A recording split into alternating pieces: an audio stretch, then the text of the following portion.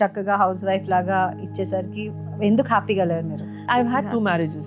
I had an arranged marriage. I went to the US. ఏంటో మనం US వెళ్తున్నాం, ఎంతో పావుగా ఉంటుంది, ఇది ఉంటుంది అలా అనుకుంటున్నాం, కానీ life is quite different over there. I hated that 8 years of my life in the US. I always hated it. People think that, okay, US lo unnaru. The person whom I got married was not really interested in women. He was never around there for me for anything.